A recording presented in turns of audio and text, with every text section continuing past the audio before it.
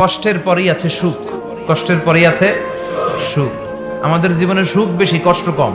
কয়দিন না খেয়েছিলাম, কয়দিন বিপদে পড়ছি, কয়দিন ডাকাইতে ধরছে, এক মাসের মধ্যে অসুস্থ থাকি কয়দিন আর সুস্থ থাকি কয়দিন, এটা হিসাব করে না। অসুস্থ যে ছিল খালি এটা খেয়াল রাখে, আছে না নাই? তার মানে ইন্না মাআল উসরি ইউসরা, দুঃখের পরে আছে সুখ, মোটিভেশন, প্রাণটা আবার উদ্বেলিত হয়ে ওঠে। তাই তো আসলে তো দুঃখের পরে সুখ। এজন্য কষ্ট যখন পাবেন, অসুস্থ যখন হবেন, ওইখানেও আনন্দ করবেন, কারণ সামনে আরাম আসতেছে। সুবহানাল্লাহ পড়েন। মুমিনের হারাবার কিছু নাই, দুঃখ পাওয়ার কিছু নাই। মুমিন অসুস্থ হলে অসুস্থতার মাধ্যমে তার রোগের মাধ্যমে তার গুনাহ ঝরে যায়, সে আল্লাহর কাছে প্রিয় হয়ে ওঠে। তা আমাদেরকে কেউ হারাইতে পারে? কথা বলেন, আমাদের কেউ ভয় দেখাইতে পারে? মোটিভেশনাল সূরা, সূরাতুল ইনশিরাহ আর সূরাতুদ দুহা। এখানে অনেক হিউজ মোটিভেশন আছে। যারা হতাশ, যাদের জীবন ভাল লাগে না, মরে যেতে মনে চায়, গার্লফ্রেন্ড গালি দিছে, আছে না নাই? আবার বয়ফ্রেন্ড গার্লফ্রেন্ডের গালি দিছে, এ ওড়না পেঁচায়া ফ্যানের মধ্যে ঝুলে আত্মহত্যা করে। কত বড় পাগল! তুই মরলি কেন? গালি দিছে তো কি হয়েছে? হ্যাঁ, বুঝতে চায় না, হতাশ হয়ে যায়। আর বয়স কম তো, ইচড়ে পাকা, অল্পতে কাবু হয়ে যায়। এই সূরাগুলো পড়ে না। এখানে আশার বাণী আছে। আজকে আমি জানি কথা শোনাবো আপনাদেরকে, শুরুতে আগে সংক্ষেপে বলে দিই। এই সূরার মূল কথা হচ্ছে, মানে সেন্ট্রাল থিম বা সাবজেক্ট ম্যাটার, সূরাতুদ দুহার কেন্দ্রীয় আলোচ্য বিষয় হচ্ছে নিরাশ হবেন না, হতাশ হবেন না, হাল ছাড়বেন না, ভরসা রাখবেন কার উপর? মুমিনরা নিরাশ হয়, হতাশ হয়, হাল ছাড়ে নাকি ভরসা রাখে? কার উপর ভরসা? কার উপর? Never lose hope.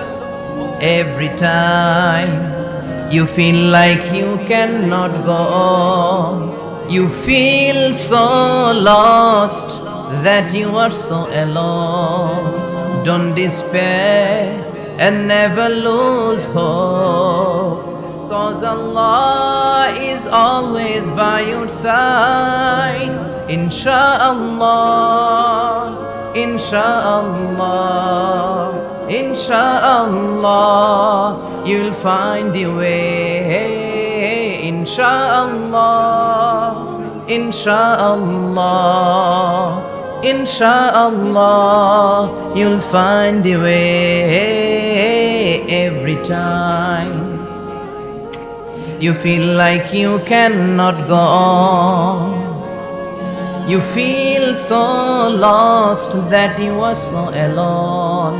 Don't despair and never lose hope, 'cause Allah is always by your side. Insha'Allah, Insha'Allah, Insha'Allah, you'll find a way. Insha'Allah, Insha'Allah, Insha'Allah, you'll find a way. ঠিক কি না? কি সুন্দর nasheed. Never lose hope, you will find your way. তুমি তোমার পথ খুঁজে পাবে। আমাদেরকে পথ দেখায় কে? আল্লাহ। এজন্য সূরাতুদ দুহার কেন্দ্রীয় আলোচ্য বিষয় হচ্ছে হতাশ হওয়া যাবে না, নিরাশ হওয়া যাবে না, হাল ছাড়া যাবে না, ভরসা রাখতে হবে একজনের উপর। চিৎকার করে বলেন, তিনি কে? হতাশ যারা, ফ্রাস্ট্রেটেড, আপসেট পিপল, তাদের জন্য, হতাশ ব্যক্তিদের জন্য এই সূরাটা একটা আলোকবর্তিকা, একটা আলোর মশাল। এই সূরাটা পড়লেই হতাশ ব্যক্তিরা মনে শান্তি পায়, আশা ফিরে পায়, দিক ফিরে পায়। ঠিক কি না? এই সূরাটা নাজিল হওয়ার একটা ব্যাকগ্রাউন্ড আছে, শুনবেন। বিষ্ণু ঈসা ইসলামের কাছে যখন ওহী নাজিল হতে শুরু করলো, বিষ্ণু ঈসা ইসলাম ওহীর কথাগুলো পৌঁছে দিতে লাগলেন। যাই নাজিল হতো বিষ্ণুনবী পৌঁছে দিতেন, বিশ্বনবী সাহাবাদের কাছে শেয়ার করে দিতেন। যেটাই নাজিল হতো তিনি পৌঁছে দিতেন, যেটাই, কারণ আল্লাহর আদেশ, ইয়া আইয়ুহার রাসূল বাল্লিগ মা উনজিলা ইলাইক। ও নবী, আপনার কাছে আমি ওহী থেকে যা নাজিল করি সব পৌঁছে দেন, একটাও গোপন করা যাবে। আল্লাহর কাছ থেকে বিশ্বনবী যে সমস্ত মেসেজ, ইনফরমেশন, তথ্য, রেভেলেশন ওহী পেয়েছে, একটাও কি বিশ্বনবী গোপন করেছে? সব প্রকাশ করে গিয়েছে, সব শেয়ার করে গিয়েছে। বিশ্বনবী শেয়ার করতে লাগলেন। সকালে যা নাজিল হয় শেয়ার করেন, দুপুরে নাজিল হয় শেয়ার করেন, রাতে নাজিল হয় শেয়ার করেন, শেয়ার করতে লাগলেন। কিন্তু কি অবাক করা কাণ্ড, হঠাৎ করে এই ওহী আসার ধারাবাহিকতা আল্লাহ বন্ধ করে দিলেন। ওহী আর আসে না, আকাশ থেকে নতুন তথ্য আর নামে না। ঘটনা কি? ওহী আসে না কেন? তথ্য আসে না কেন? জিব্রাইল আসে না কেন? কোন বর্ণনা এসেছে 15 দিন, কোন বর্ণনায় 1 মাস, 3 মাস, এমনকি 6 মাস পর্যন্ত বর্ণনা পাওয়া যায় যে বিশ্বনবীর কাছে 6 মাস ওহী আসে নাই। বিশ্বনবী তো অবাক, ঘটনা কি? ওহী নামে না কেন? আর ওহী না আসলে তো বিশ্বনবী শেয়ার করতে পারে না। এতদিন যা আসতো বলে বেড়াতো, এখন আসেও না, বলতেও পারে না। কাফির মুশরিকরা বিশ্বনবীর গালি দিতে শুরু করলো, মুহাম্মদের রব মুহাম্মদের ভুইলা গেছে, মুহাম্মদের আল্লাহ মুহাম্মদের ছেড়ে দিয়েছে। বিশ্বনবীর চাচি আবু লাহাবের স্ত্রী উম্মে জামিল বলতে শুরু করলো, কি মুহাম্মদ, তোমার শয়তানটা তোমার কাছে আসে না? না, শয়তান দ্বারা তিনি জিব্রাইলকে বুঝিয়েছেন যে তোমার জিব্রাইল তোমার কাছে আসে না। এভাবে সবাই গালমন্দ করতে শুরু করলো যে মুহাম্মদের আল্লাহ মুহাম্মদকে ভুলে গিয়েছে। বিষ্ণু ঈসা ইসলাম নিজেও হতাশ হয়ে গেলেন, কি রে ওহী আসে না কেন? আমার কোনো ভুল হচ্ছে না তো? আমার কোনো অপরাধ হয়ে গেল না তো? আল্লাহ কি আমার উপর অসন্তুষ্ট হয়েছেন? আল্লাহ কি আসলেই আমারে ভুলে গেছেন? আল্লাহ কি আমাকে ত্যাগ করেছেন? তিনি কি আমার উপর রেগে আছেন? আমরাও মাঝে মাঝে এরকম হতাশ হয়ে পড়ি। এরকম হতাশ লোক আছে না নাই? কিরে আমার দোয়া কবুল হয় না কেন? আল্লাহ আমার ডাকে সাড়া দেয় না কেন? আমার জীবনে এত দুঃখ কেন? আমার জীবনে তো ভালো কিছু হয় না, খালি সব কষ্ট আমার কেন? এরকম আছে না নাই? এরকম হতাশদের জন্য এই সূরাটা একটা আলোকবর্তিকা, মোটিভেশনাল সূরা। আলহামদুলিল্লাহ পড়েন। বিশ্বনবীকে আল্লাহ আশ্বস্ত করলেন আর এই সূরাটা নাজিল করলেন আর বললেন ওয়াদ-দুহা। ওয়াদ-দুহা, দুহা মানে আলো, দুহা মানে আলো, প্রভাতের সূর্য কিরণের শপথ। Look up, the sunlight, it's a very beautiful day out there. নবী হতাশ হবেন না, বেরোন, সকালের সূর্যটা কত সুন্দর, কি ঝলঝলে পৃথিবী, ফকফকে আর তকতকে, দেখলেই মনটা ভরে যায়, ঠিক কি না? দোহা, দোহা মানে আলো, আশার আলো, সম্ভাবনার আলো। আমাদের জীবনে আলোর দরকার আছে না নাই? আলো না থাকলে আমরা বাঁচতে পারবো? আলো লাগে বড় ভালো। এই আজকে আলো না থাকলে আমার দেখা যেত। এজন্য কোরআনকে আল্লাহ আলো বলেছেন। কোরআনকে কি বলেছে?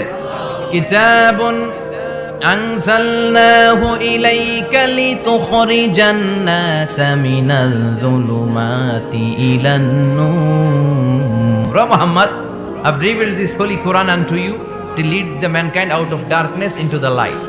অন্ধকার থেকে লাইট, লাইট মানে কি? আলো, আলোর দিকে নেয়ার জন্য কোরআন পাঠিয়েছে। আবার বিশ্বনবীকেও আল্লাহ নূর, নূরের সাথে তুলনা করেছেন। আবার বিশ্বনবী আল্লাহর কাছে নূর চাইতেন, বলতেন আল্লাহ আমার ডানে আলো দাও, আমার বায়ে আলো দাও, আমার সামনে আলো দাও, পিছনে আলো দাও, উপরে আলো দাও, নিচে আলো দাও, আমার দেহে আলো দাও, আমার মাংসপেশির ভিতরে আলো দাও, আমার হাড্ডির ভিতরে আলো দাও, আমার জন্য তুমি আলো দাও। পড়েন আমিন। এজন্য আলো ছাড়া বেঁচে থাকা অসম্ভব। আল্লাহ তাআলা আলোর নামে সূরা দিলেন, সূরাতুদ দুহা, প্রভাতের আলো, প্রভাতের সূর্য কিরণের শপথ, আলোর শপথ। সুবহানাল্লাহ পড়েন। এরপর আল্লাহ বললেন ওয়াল-লাইলি ইযা সাজা, আলোর শপথ, সকালের সকালবেলার সূর্য কিরণের শপথ। দ্বিতীয় আয়াতে আল্লাহ বললেন রাত্রিবেলার শপথ, যখন রাত্রিটা নিঝুম হয়, হয় নিস্তব্ধ। নিঝুম আর নিস্তব্ধ রাতের শপথ। তাহলে আল্লাহ আলোর কসম কাটলেন, তারপরে অন্ধকারের কসম কাটলেন, ঠিক কি না? আলো দ্বারা মূলত আল্লাহ তাআলা ওহীর আগমনকে বুঝিয়েছে, আর অন্ধকার দ্বারা আল্লাহ তাআলা ওহীর অনুপস্থিতি বুঝিয়েছে। এটা দিয়ে আল্লাহ বুঝাতে চাইলেন, ও নবী, কাফির মুশরিকরা আপনারা গালি দেয়, ওরা বলে যে আমি আপনারে ভুলে গেছি, আমি আপনারে ত্যাগ করেছি, আমি আপনার প্রতি অসন্তুষ্ট। না না, আমি ইচ্ছা করে ওহী পাঠাই না, কারণ সব সময় আলো থাকলে ভাল লাগে না, কিছু সময় অন্ধকারের দরকার আছে না নাই? বুঝে শুনে উত্তর দিয়ে। 24 ঘন্টা আলো, 365 দিন খালি আলো আলো আরো আলো। যদি সূর্যের আলো সব সময় থাকে 365 দিন, ভাল লাগবে? রাতে ঘুমাবেন কেমন? আবার সব সময় ঘুটঘুটে অন্ধকার, আলো নাই, ভাল লাগে? ক্ষেত খামারে চাষ করা লাগবে না, বাজারে যাওয়া লাগবে না। তার মানে আলোরও দরকার আছে, অন্ধকারেরও দরকার আছে। এটা দিয়ে আল্লাহ বুঝাতে চাইলেন, নবী, ওহী নাজিল করার জন্য দরকার আছে, মাঝে মাঝে ওহী বন্ধ রাখা আপনার বিশ্রাম দেওয়ারও দরকার আছে। চিৎকার করে পড়েন আল্লাহু আকবার।